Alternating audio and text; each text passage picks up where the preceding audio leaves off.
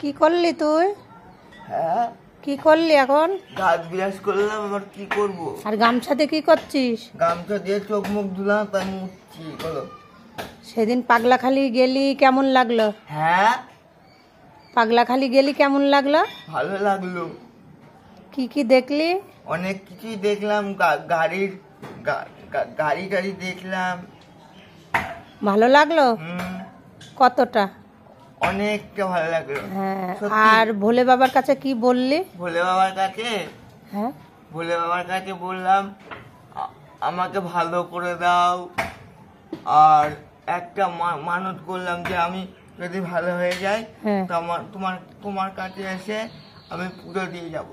তাই? আর কি করলি? প্রসাদ খেয়েছিলি? প্রসাদ খেয়েছিলাম। খিচুড়ি প্রসাদ না?